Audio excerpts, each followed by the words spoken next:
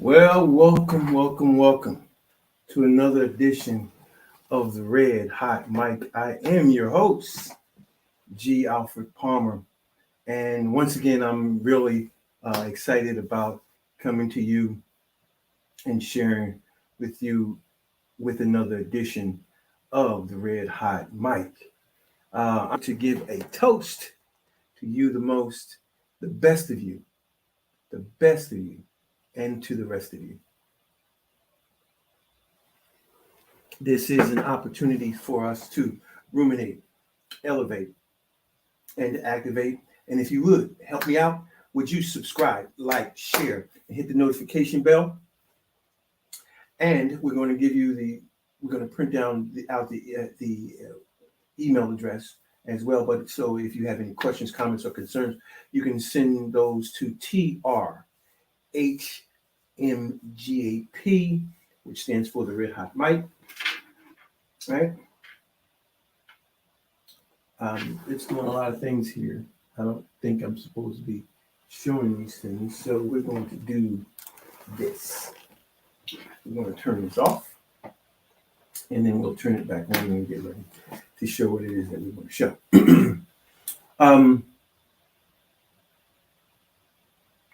Let's see if I can do something else here. Let's see. Let's see if I can do this. Nope. Okay. So we'll get back to it. Okay. Again, we want you to send your questions, comments, or concerns to trhmgap at gmail.com. That is Red Hot Mike, G Alpha Palmer at gmail.com. We're going to have that information underneath the ticker toward the end of the show.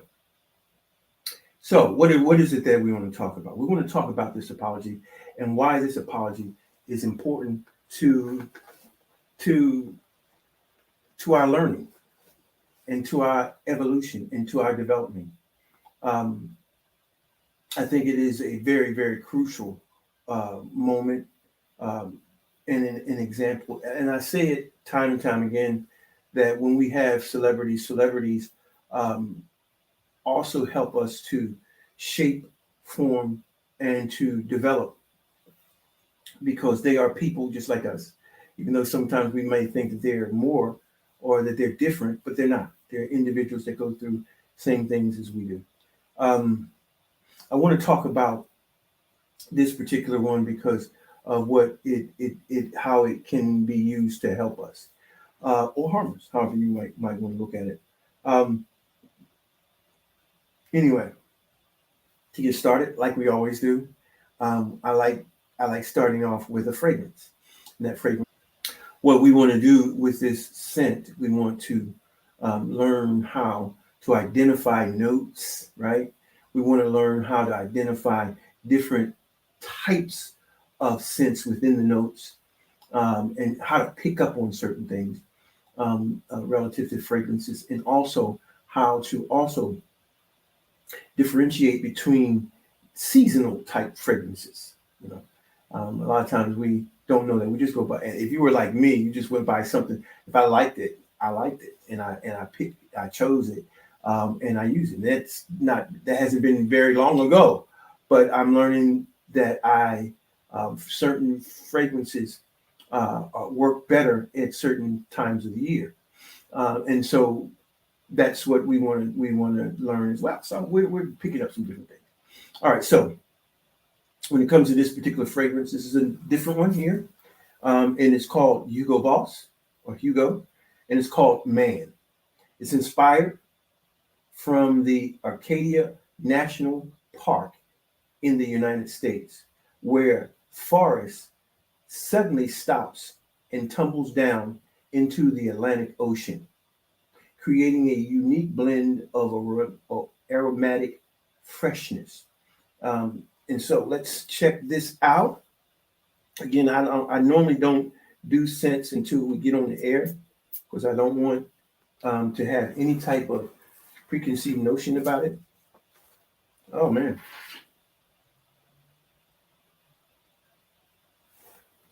Oh man, this is I really like this. It's got a woodsy note.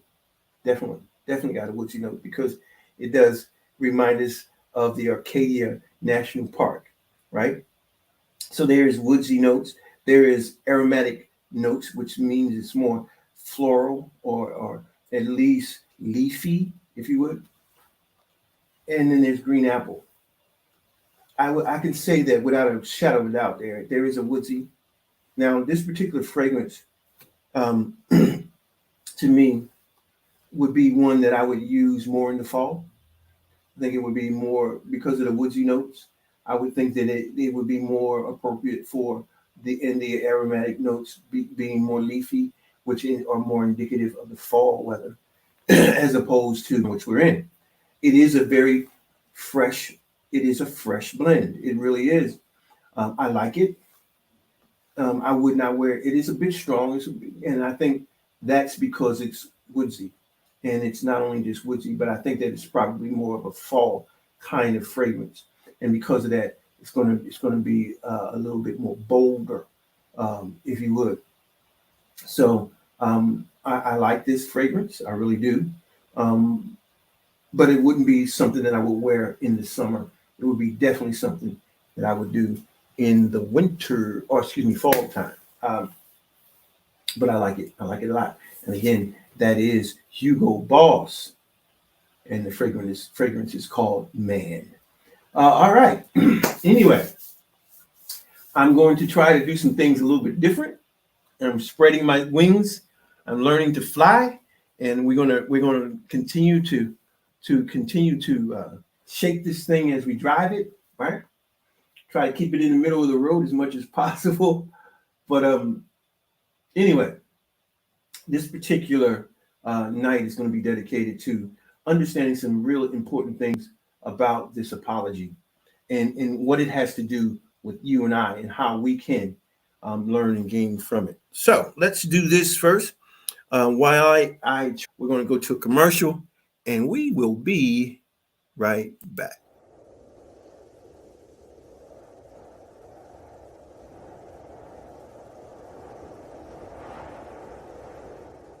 In our current global climate, we're facing challenges never before experienced by this generation. Oppositions where no one seems to have clear directions or answers to the risks facing us.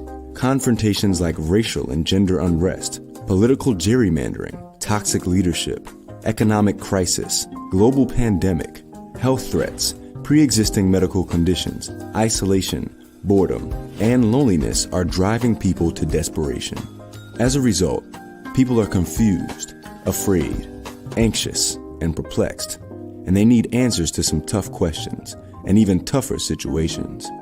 They are looking into different outlets for answers to gain assurance and consolation. Some have drawn closer to the embrace of family, while others look more towards their friendships, education, and even religion. What we need is a fresh voice of truth and clarity, and not a stale religious echo from the past. There's a re-emerging voice on the horizon that isn't afraid to stand alone and give spiritual and mentally sound direction to a world searching for answers.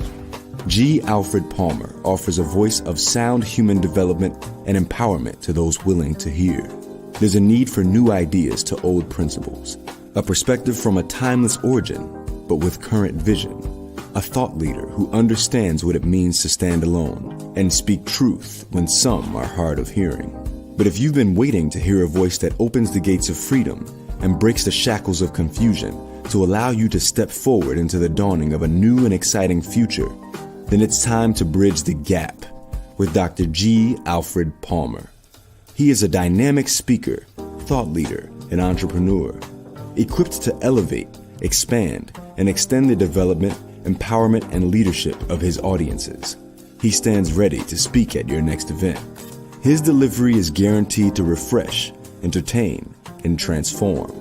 G. Alfred Palmer bridges the gap from uncertainty to the purpose, to passion, and leadership. Book him today for your next event, and you won't be disappointed.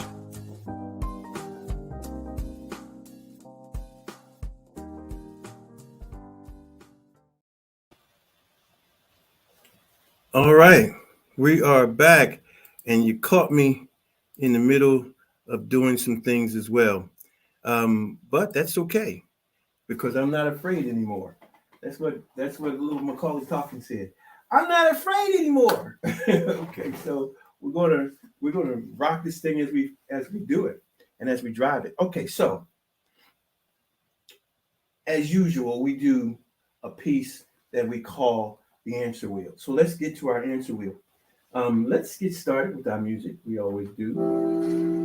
Let's get the music out of the way a little bit as we can. All right.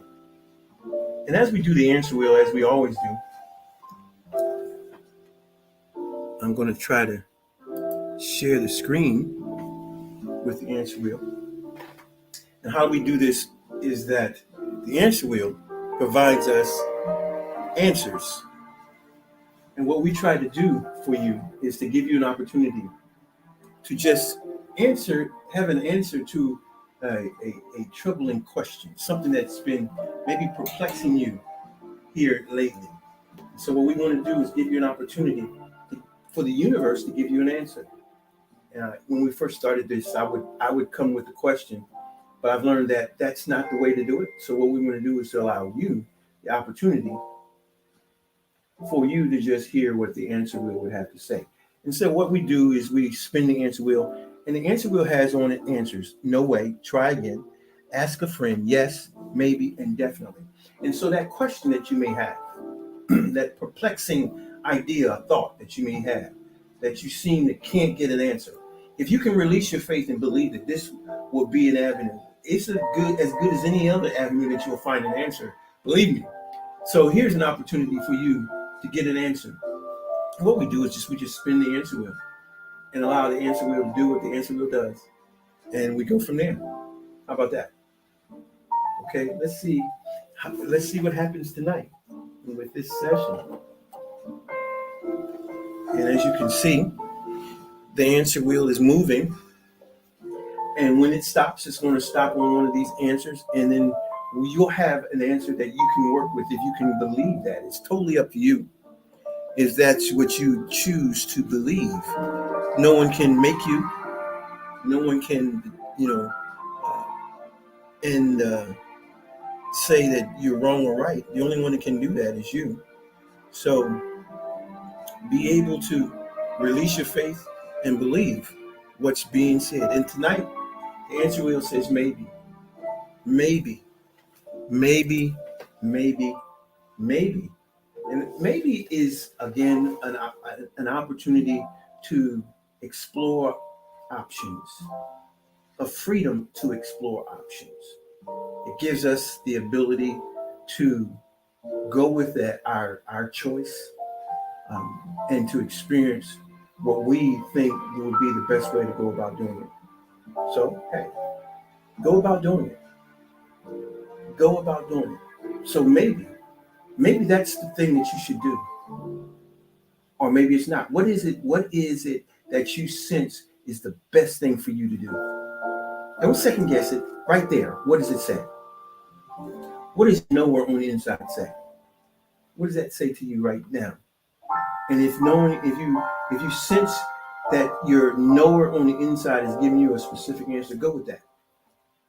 Go with that. Whatever that is. And so what we want to do is we want to allow you to have the experience of exploring what's out there for you. Exploring what's out there for you, and to experience maybe possibilities, options for you. Okay. That's another session of our answer wheel. I hope you enjoyed it. I know I did. And so we're now going to get ready for our time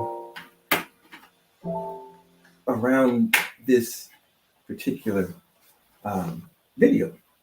So let's look at it. Again, I am experimenting. I'm using technology that I haven't done before, but here is the apology. I'm hoping that you can hear it. This is the apology that Will Smith has given to Chris Rock relative to what happened. And I'm going to stop as we go along and give my 2 cents and elaborate from the standpoint that as boys, we're born as boys, we matriculate to malehood and then hopefully to manhood.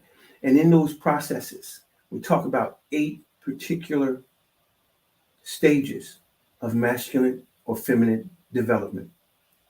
Okay. Now, in those developmental processes, we continue to work on ourselves to mold and shape and make ourselves. And it causes sometimes some things seep through from a prior developmental stage, and sometimes it doesn't. So what we have to do is be able to identify and rectify. Okay, identify and rectify. And I believe this is what Will Smith's intention is with this particular video. So we're gonna give him the opportunity to share with us, and yeah, we'll go from here. Okay, let's go. Mm-hmm.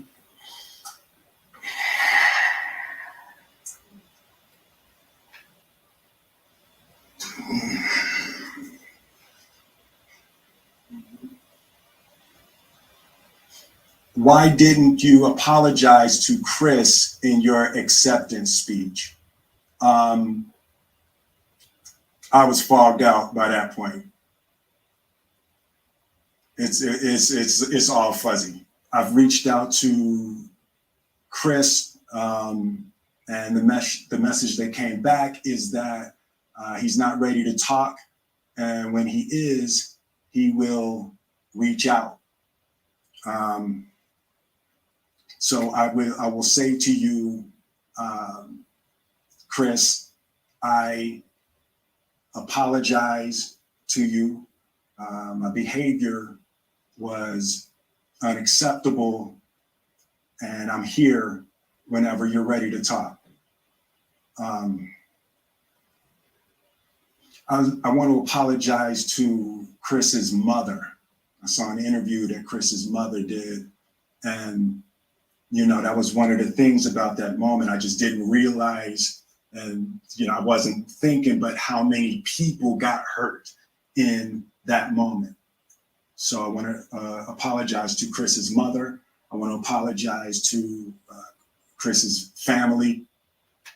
Now, let's talk a little bit. One of the things that we have to do to distinguish the difference between males and men are the ability to think through problems. Okay, and thinking through problems, we have to think through problems less emotionally. And he identified the fact that the reason why he didn't say anything is he was too emotional. He said he was out of it, but he was basically just to the emotional place that he was unable to do that at that particular time. And even if he did, it would not have been genuine. It would have been just to, and that's what, and some people who say that's okay, that you just do it because it's the right thing to do, whether you feel it or not. They fake it till you make it or whatever. But I don't see Will Smith as that kind of person. He's a kind of person that's has to, and I think that's the differentiation between manhood and malehood. Malehood doesn't understand how to differentiate within the 8 stages of masculine development. They don't know how to navigate the emotional stage of development, and as a result of that, that I believe that's part of what seeped through at that point at the Oscars, and that can happen to any of us. But the bottom line is we have to understand and not give way to emotions, regardless of how we're triggered, because there's people, places, and things that will trigger you. But what we've got to understand is, as developed men, we cannot allow our emotions to take us to a place where you have to wind up doing this. Because what we have to do is to understand what he also said, and that is how his actions affected a large range of people. And emotions won't allow you to think about those things. You're not going to think strategically about those kinds of things, maturely about those things, highly developed about those things when you are overly emotional. The thing about a man is he's more logical than emotional. It's not saying that he's not emotional, but he understands that he's created to be more logical than he is emotional, and that his logic should always override his emotions. It's critical. In this moment, in that moment at the Oscars, without shadow of a doubt, he allowed his emotions to supersede the logic, because the logic would say you, and he's going to get in further into it, how it affects other people, his family, Chris's family, those that are that are watching, not only those that are watching, but those that are other recipients, and he talks about that as well. And so it's so much that's at stake that we don't take into consideration logically, because we're so moved by our emotional realm. And that is critically important to maintain a balance emotionally. And how do we do that? We got to understand what triggers us, who triggers us, how we're triggered. I know working with people with addictions, one of the things I share with them is that when you have an addiction, you have to understand what are your triggers. Sometimes it could be as innocent as a smell or the sound of a record or a song that could trigger you to go off and start using without you ever even thinking. And it's because the olfactory mechanism triggered in you an emotional response without you even thinking. So it gets to that place that you've got to understand what's triggering you. So once you're triggered, you've got to understand and identify what it is that's triggering you. Was it Chris's words? Was it Jada's look? Was it past relationships with Chris, or past encounters with Chris? Was it the stress of winning the first Oscar, or whatever? And so to step back and it gives you that opportunity to you remember when we were kids and we were told to count to 10. It gives us a chance to do that, right? Gives us a chance to do that. And so what he was able to,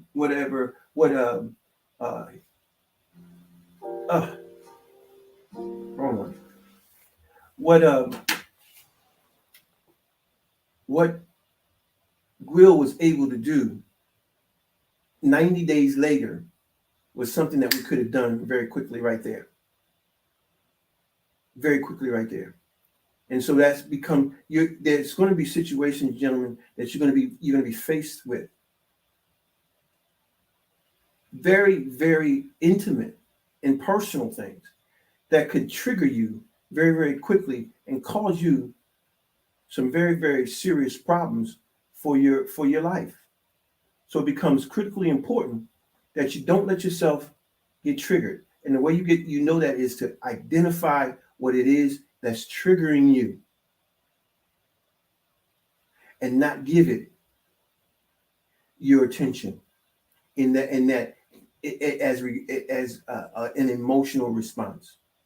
Identify it and handle it. Okay, let's see if we can get back here. I got so many gadgets going here. Anyway, I'm trying to get more proficient in some things. Specifically Tony Rock, we had a great relationship. Tony Rock was my man, and this is probably irreparable. And that's the thing. Some things you can't fix. Some things are unfixable, and what you have to do is be okay with that.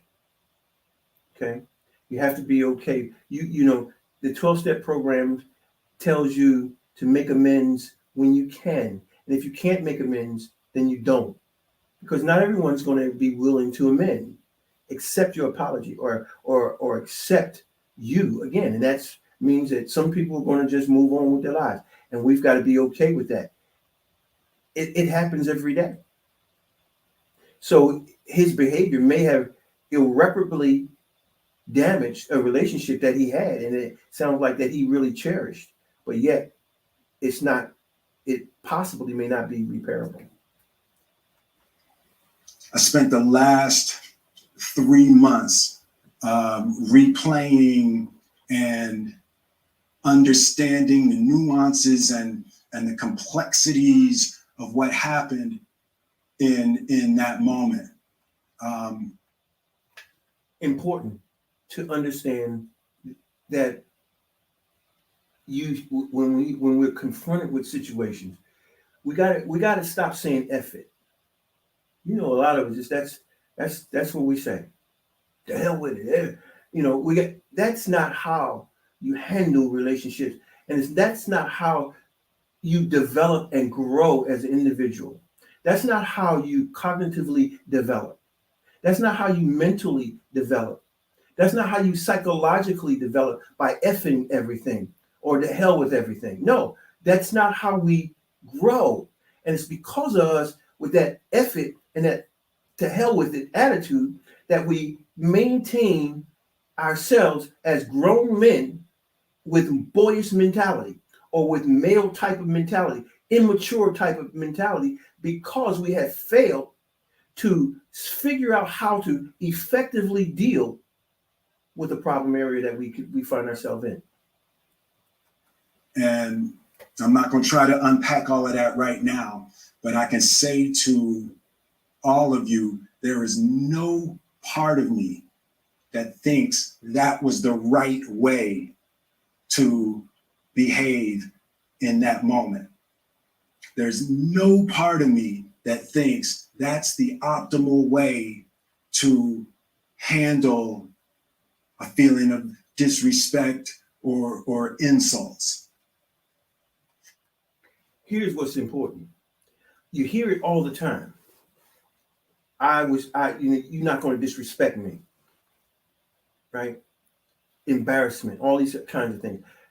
Sure, you may save face in front of people. You may, or may not. It depends. I know that when you feel disrespected, there's a sense of shame with that may come along with that. But you know, in this day and age, you know, it's more, something's more important. Your life is more important because you never know what could happen as a result. You never know what can happen as a result, and it's not worth it. It's not worth it. Someone putting you in a situation to challenge you and challenge your manhood, right? To try to make you do something that could cost you your life or your freedom. It's not worth it. And if a person would ever do that and put you in that kind of circumstance or situation, they are not looking out for your best interests. They're not. So you have to understand that and look at the situation for what it is. It could be life-threatening. Not in this situation, but it's so often when we start looking at our pride is involved, where we think that we've been disrespected. No one can disrespect you unless you allow them to disrespect you. You surrender and you relinquish your self-respect. Other than that, no one can take it. No one can take your self-respect. Right? And so in this situation, again, he relinquished his self-respect, which was his superpower at that time. And so not relinquishing your self-respect, hopefully, can, if in the most dire situation, save your life or ensure that you maintain your freedom. Because there are people out there that will put your situation, your life or your freedom on the line, and when both are gone, They'll move on to something or someone else. They'll move on with their lives. So don't sacrifice yours for the sake of someone else's opinion of you. Understand what you and why you're doing what you're doing. It's not because of others, it's because of you that you're doing, or you're going to operate in the way that you need to operate. I was told of a story where a young man who was in a line of a fast food restaurant, and a young lady comes in and she jumps in front of him, and he says something about it, and she responds by going to get her boyfriend. She goes and gets her boyfriend and put a battery in his back, and what he does, he winds up shooting and killing the young man, and he winds up going to jail. Now, what do you think this young lady's done? You think she waits for him? What do you think she's done? Gentlemen, you don't go out there and put a bullet in someone because someone puts battery in your back. It's not worth it. Sir, whoever that gentleman was that got jumped in the line, it's not worth it. I'll get to my food. It doesn't matter. Ladies first. I don't care. It's not worth it. But it cost him his life. It cost his life over a chicken dinner or one or two people getting their order before him. It's not worth it. Think about those kinds of things before you react, because it could cost you your life or your freedom. After Jada rolled her eyes, did she tell you to do something? No. It's like, I made a choice on my own, from my own experiences, from my history with Chris. Jada had nothing to do with it. I'm sorry. Now, that very well may be true, but it may not be, because triggers come in varying ways. I don't know, but I remember him laughing at the joke. I remember him laughing at the joke until Jada made the face. That face triggered him, if you ask me. And sure, that face triggered him, and it arbitrarily caused him to think about some of the things he just mentioned. His prior incidents or relationships with Chris, his upbringing, things that he's going through, and what he's been deemed as being soft, and him being disrespected in other situations and circumstances. And so those things triggered her face may have triggered him to think about those kinds of things, and as arbitrarily he acted on those things of his own accord. But still, sometimes triggers are things that happen that you really aren't even aware of. You really aren't, but because without a shadow of a doubt, it's no way that he's going to tell me that her face had nothing to do with it. I find that really, really hard to believe, because he first laughed.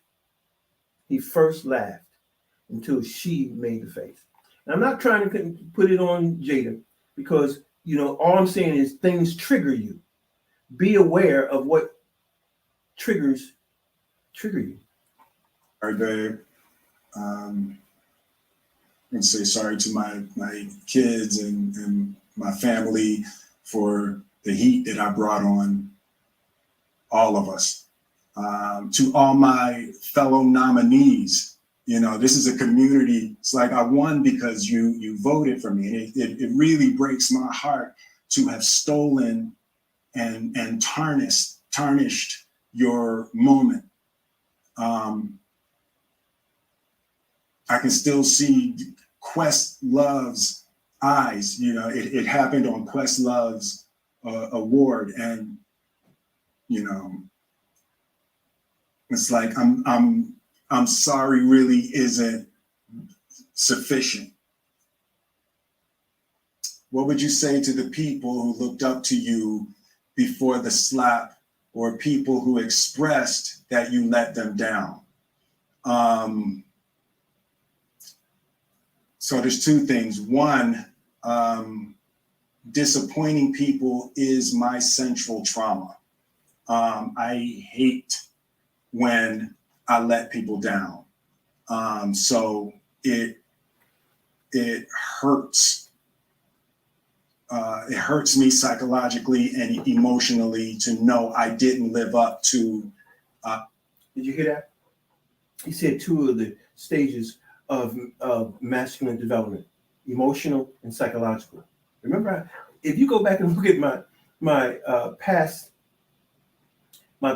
broadcast, you'll see that I talk about the 8 stages, and those are two of them. Those are two of them: emotional and psychological. So he's talking about his development.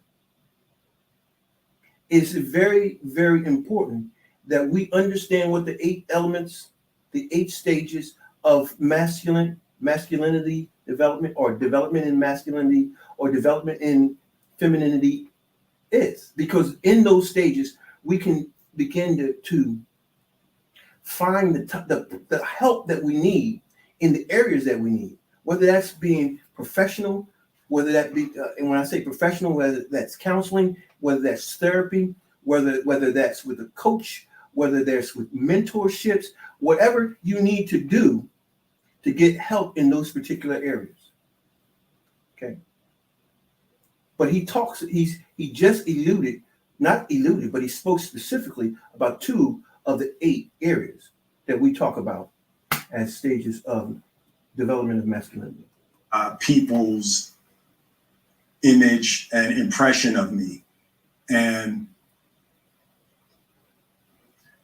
the work I'm trying to do is I am deeply remorseful, and I'm trying to be remorseful without being ashamed of myself, right? Now, that's the important part. There's a difference between remorse and shame. A lot of times people want you to feel shame and guilt. Okay? And it's one of the things that Kevin Samuel used to talk about a lot. He talked about shame, insults, guilt, and the need to be right. Or I call it name calling. But the bottom line is those kind of self-deprecating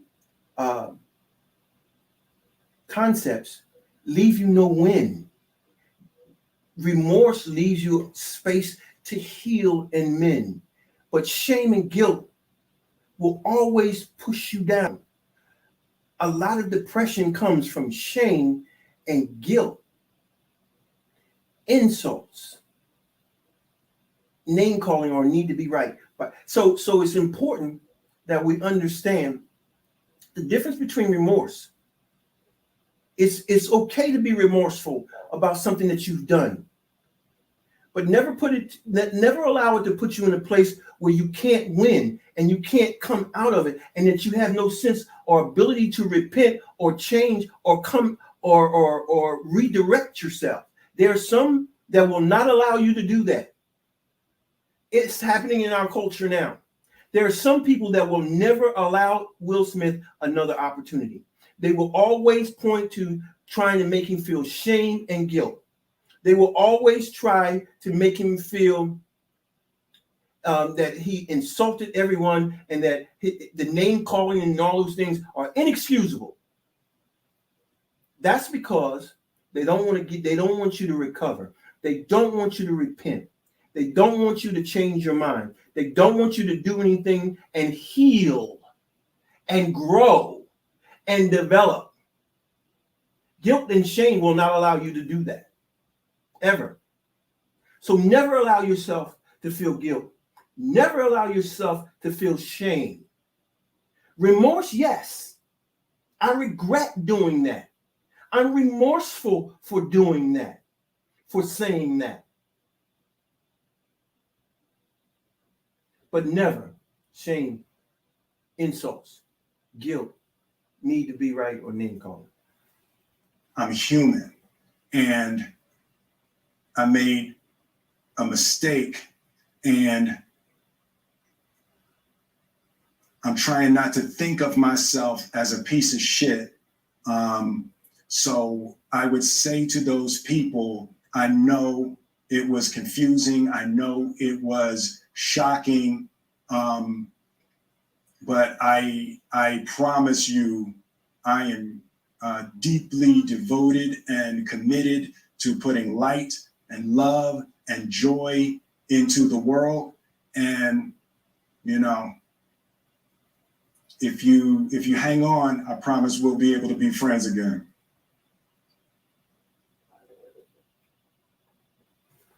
All right. What do you think? That was something else, wasn't it? That was something else. So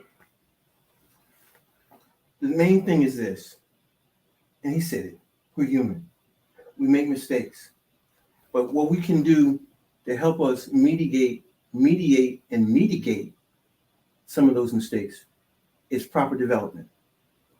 From what I'm told, Will Smith had gone away for several months and he went to someone for help. That's what we offer at PQI, Purpose Quest International, at G. Alpha Palmer International LLC. Our goal is to help you become a better of yourself, the best part of yourself that you could possibly be, the best version, that's the word I'm looking for, the best version of yourself. Not that you're not a good person, but we want to help you become the best version of yourself that you can be. Listen, Will Smith has all the accoutrement that we would all want in life, and yet still, he has issues that need to be worked on. And we all do. We all do. None of us are perfect, and none of us are finished growing into and developing in what we need to be. I want to help you. So, here we go. What I want you to do, if you would, I would like you to check out our website and our email. Please, questions, comments, and concern, send it to our email that's there. You can also go to our website and look at some of the things that we do. Hopefully we can help. We can help. Listen, I need to ask you one more time. Would you subscribe, like, share, hit the notification bell, and help us to grow? Help us to move up in the algorithms. There, you know, I can't do it without you. I know it takes time and effort, and which my goal is to bring content that is thought-provoking, honest, and life-changing, because it's all about repentance. And all repentance is changing of the mind. Changing of the mind causes changes of behavior. Some people say fake it before you make it, fake it until you make it. I'm a firm believer that mind precedes everything. Mind precedes, thought precedes everything. So you have to get it in your mind. And as you get it in your mind, you'll be able to make genuine choices and genuine changes. Everything else is just that. It's just acts, meaningful or meaningless acts. Okay. All right. Well, another session where we have done all that we're going to do tonight. I hope you got something out of it. Try using some different equipment. I didn't do it the perfect way, but I'll get better as time goes on. Have patience with me. But I do want to thank Will Smith for the work that he's doing and the example that he's setting, good and bad. He's not perfect, but neither are you, and neither am I, right? And so we continue to forgive, right, and be forgiven, right? And to Chris Rock, my prayer is that he heals, and he heals to a place that allow them to reconcile and come to a place of mutual understanding, whatever that is, that they both can live with. Well, that's it. So until the next time we come together on this station, I want to bid you a good